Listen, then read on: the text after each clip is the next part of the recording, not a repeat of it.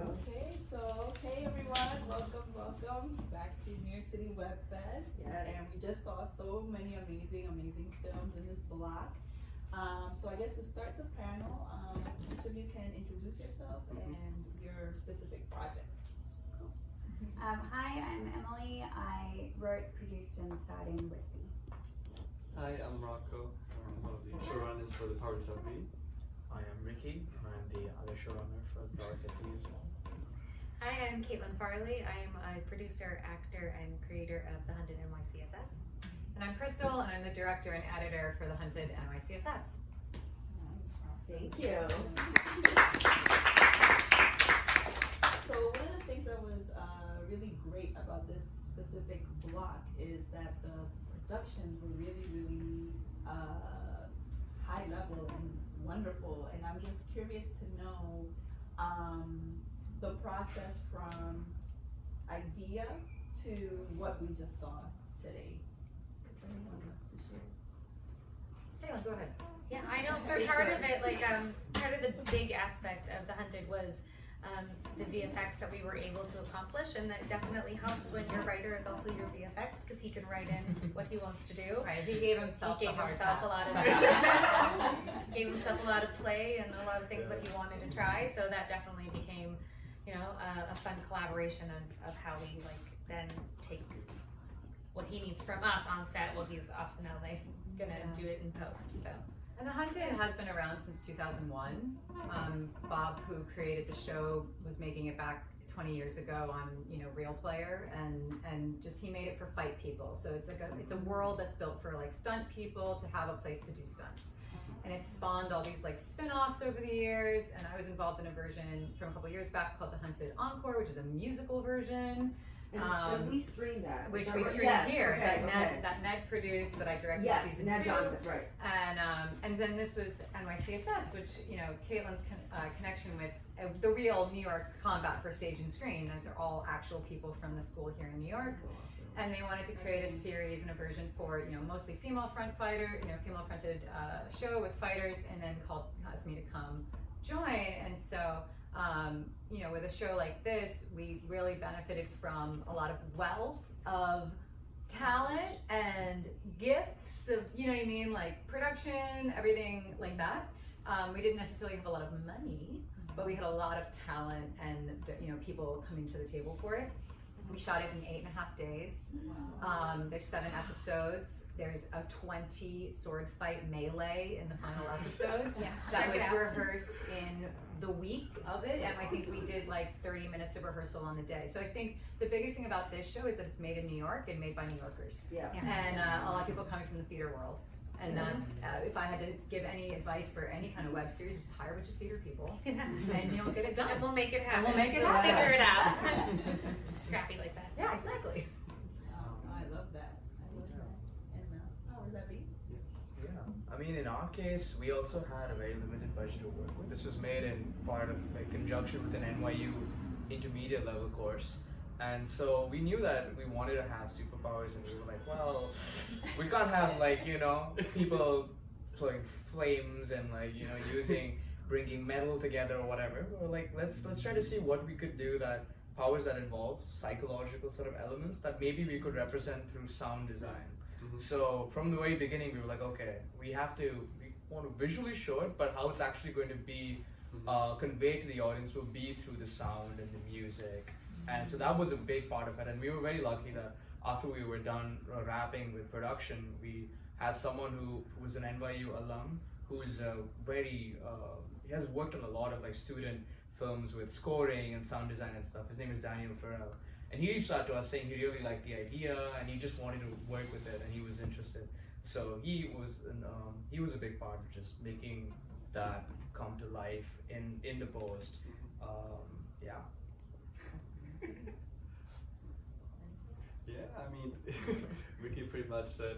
I think what I really agree with Ricky with is we're really trying to work with the resources we had. We didn't want to, we tried to go for something that was achievable, with our means, and we're just very fortunate to have a crew of writers, directors. So we're kind of running it as if it were a writer's room or like a like a TV crew, like trying to mimic sort of like the more our shows, like our big studios do it, which was for us was a lot of fun. It was a great experience, and just with the collaboration of all the other our classmates and other people that came in, like our amazing sound designer and composer. We're really happy to have all these people that were really passionate, put their time in, work with our limited resources into making something that we're quite happy with. Yeah, I wrote it all without thinking about how it was gonna work. And I had a lot of lore involved with different ingredients that go for different spells. And then once it was all written, I approached a VFX guy and I was like, I was like, yes, I can do that. We tried to do as much as possible with practical effects, because again, limited budget. So there is actually an episode where we're entirely covered in jam, and we're like, well, guess we're getting covered in jam. So it was, as practical as possible, and then what we couldn't do that way, we were able to pull off, which was cool. That's wonderful. I mean, I think that's what's so amazing about film and working with limited budgets and working with limited resources. And it's also what makes New York City Web Fest so special, is that we get to see so many amazing works that really, truly, I mean, I'm blown away by what I saw, and knowing that it was within a limited budget, to me it just shows how creative people are, So kudos to all of you for creating such amazing content. I'm curious to know, I know for your production took, you said 8.5 days, right? And but for your other Powers That Be and Wispy, how long was all the filming and everything that we saw? For us, each episode was 1 day of shooting, so we was just it was spread across 5 different weekends. Like every weekend we were shooting like a different episode, so it was just one episode, about 5 minutes, 1 shooting day, 5 shooting days in total, and then we had like a last day. There was a 6th day that was for like reshoots, trying to like do some final fixes if there was something that we were really missing. So in total it was 6 days for about 30 minutes, the 5 episodes. So we have 22 2-minute episodes, and we shot it across 5 days. So it was very fast paced. We also had a lot of like mini episodes we did as well. There are about 6 of those. So I think it was difficult, but a benefit that we did everything in 1 shot. So we didn't have to change setups, which was really great. It made it a little complicated for some of the practical effects, and there was, even the first episode, we had about 11 people on different practical effects, throwing things at the right time, light goes on and off here. There was one point we have to like freeze and then run in, switch something out, run out, and then keep going. So that took a lot. It was tricky with the 1 take, but that did help in terms of squishing all of the episodes into 5 shoot days. Wow. That's We relate with the episodes you saw, because taking TL's head off was kind of like that. You didn't do that? We did it. T's not actually headless, but like very similarly.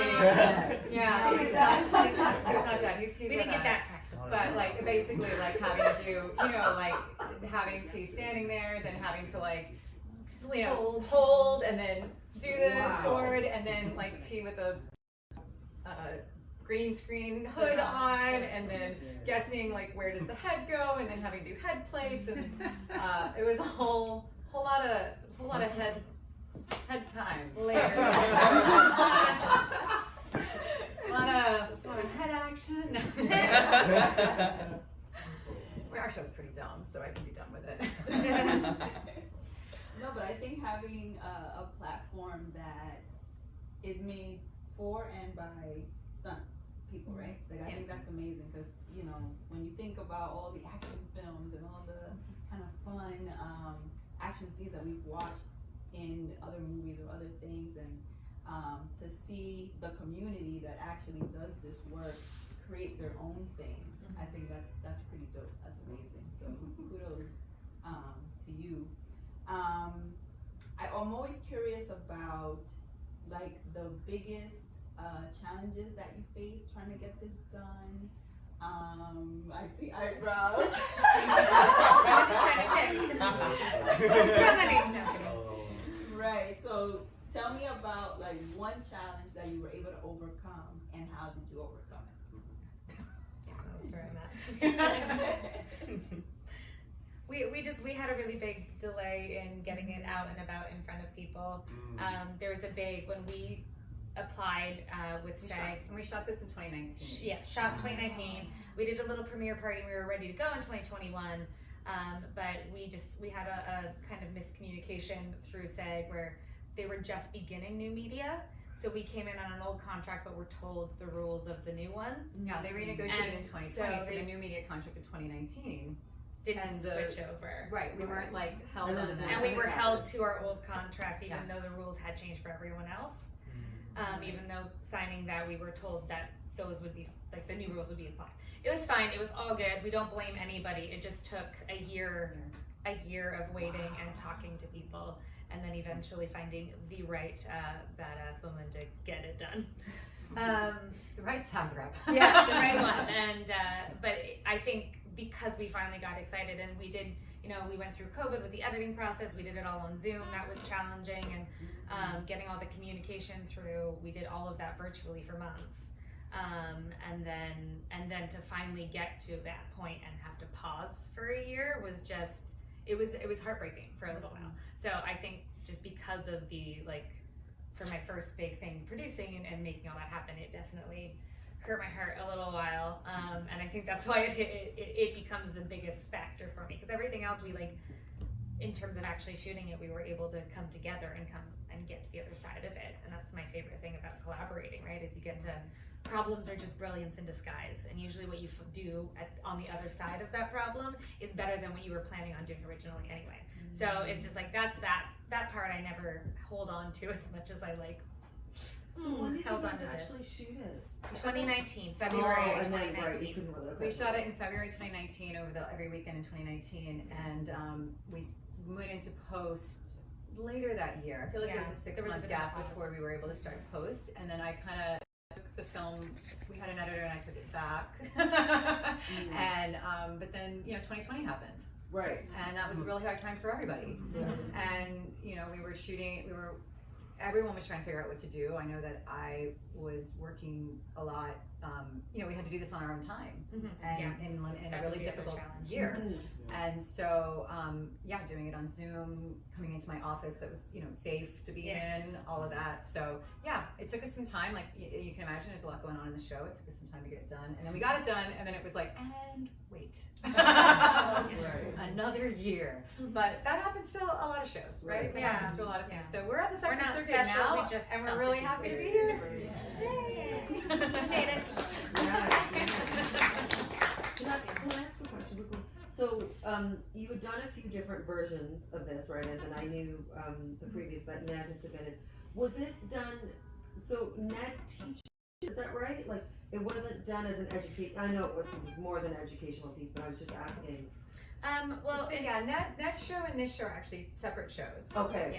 They live in the same universe. Right. And we actually do like a little crossover simply because I directed both, and I wanted to have like a little Easter egg. Right. But Ned's show is a musical, and Yes, it's that was made with a crew of people who were fighters and musicians. Right. But then Kaitlyn. Yes, and I am an instructor and a fight director with NYCSS, the actual company that exists Right. here in New York.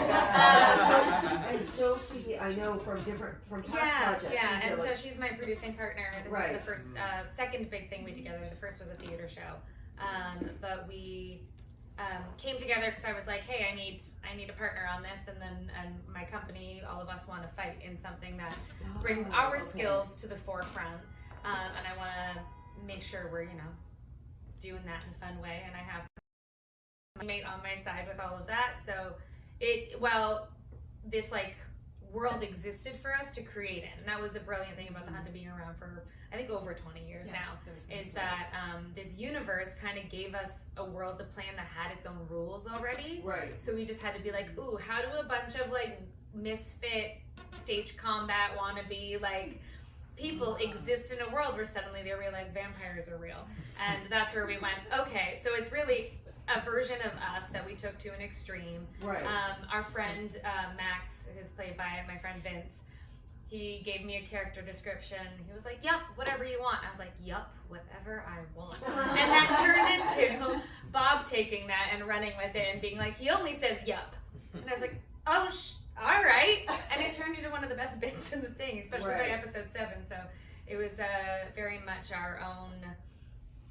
We wanted to fight each other, and we were training a lot together, but we wanted to fight each other more. So this is definitely the sortiest of all the hunters. Yeah, it's definitely made by this is and it's also a little bit of like a good promo for the school because you can learn how to do that too. That's what I was asking. Yeah, that you was can totally take class with Caitlin here in New York and learn how to fight. I love that. You can learn how to fight just not in that same room anymore, right? You guys no, but we basically have that our was own where they studio now. But yeah, I do all the weapon work you saw in there.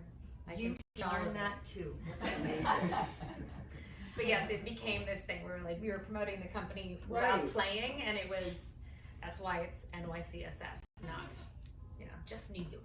Yeah. Yeah. And then for the powers that be. Yeah, I mean, a big challenge for us was finding a school that would for a price that worked for us and that was allowed us. We're quite ambitious in the spaces we wanted to keep the school. Also in the other episodes that are not screened here, but we're asking for a stage, more than one classrooms. You saw a bathroom there, and so for us, we're planning to shoot our first shooting day. We're planning to go to the school, but we had to delay it at first because we couldn't find the school that we wanted. So we kind of had to keep fighting for that. It got delayed. That's what. So we actually shot the apartments you see. We shot them our first shooting day. The third episode we shot first. Yeah.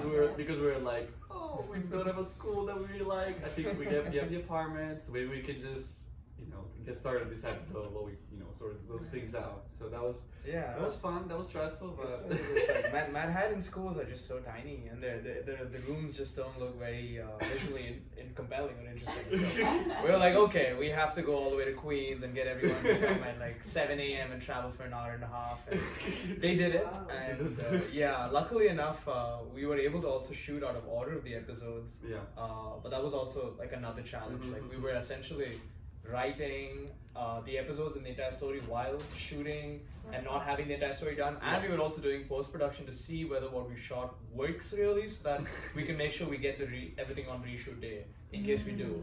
So, and we've never really done all of that simultaneously. I'm sure that's how they would in the studio system or whatever. But as students who have a lot of other things going on, I'm going to my episode 4 writer and I'm like, hey,